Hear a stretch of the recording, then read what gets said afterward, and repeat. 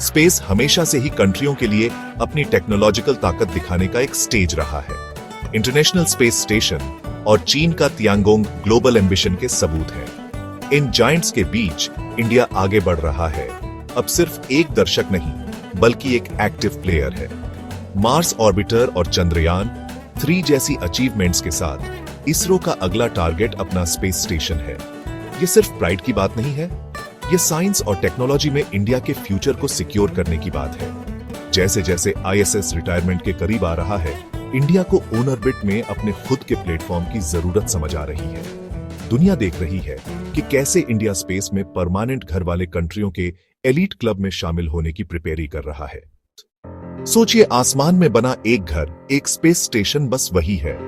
यह एक बड़ा मॉड्यूलर स्पेसक्राफ्ट है जहां एस्ट्रोनॉट्स हफ्तों या महीनों तक रहते और काम करते हैं। सैटेलाइट्स के उलट यह एक परमानेंट बेस है जो 28,000 किलोमीटर प्रति घंटे की स्पीड से अर्थ का ऑर्बिट करता है। माइक्रोग्रेविटी इसे एक यूनिक लैब बनाती है जिससे मेडिसिन, मटेरियल्स और फिजिक्स में ब्रेक थ्रू होते हैं।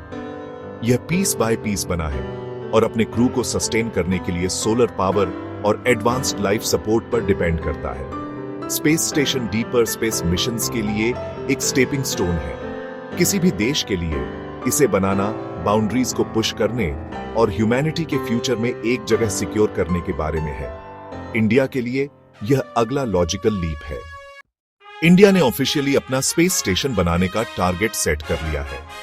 2019 में अनाउंस किया गया भारतीय अंतरिक्ष स्टेशन को 2035 तक लॉन्च करने का टारगेट है।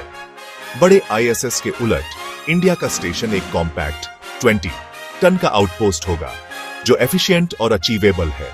इसका मेन रोल इंडियन एस्ट्रोनॉट्स के लिए 20 दिनों तक एक्सपेरिमेंट करने के लिए एक माइक्रोग्रेविटी लैब लो अर्थ ऑर्बिट में रखा गया।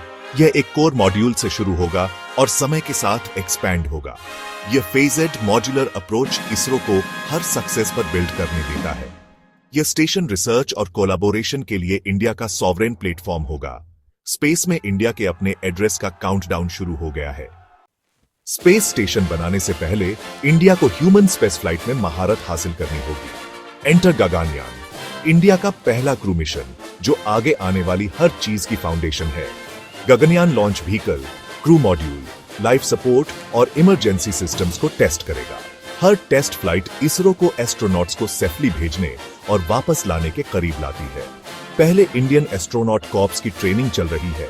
उन्हें फ्यूचर के लॉन्ग ड्यूरेशन मिशंस के लिए तैयार किया जा रहा है।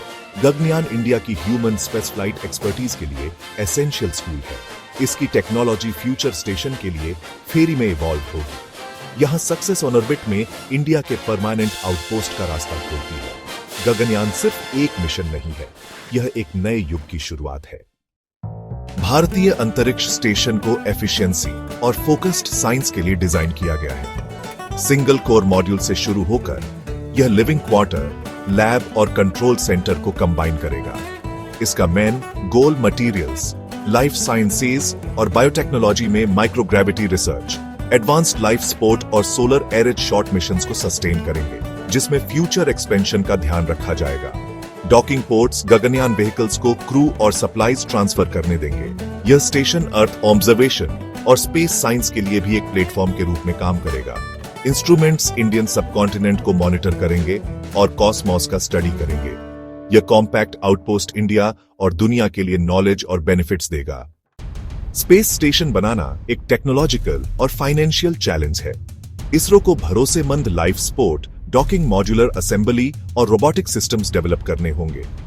हर स्टेप को इंटीग्रेशन से पहले प्रीकर्सर मिशंस के जरिए वैलिडेट किया जाता है। प्रोजेक्ट की कॉस्ट अरबों में होगी, लेकिन इसरो की फ्रूगल इंजीनियरिंग इसे वायबल रखती है। एक छोटा फोकस्ड डिजाइन और इंडिजिनस लॉन्चर्स खर्चों को कंट्रोल करने में मदद करते हैं। पब्लिक प्राइवेट पार्टनरशिप्स अहम हैं, जिसमें प्राइवेट कंपनियां कंपोनेंट्स बनाती हैं और सर्विसेज देती हैं।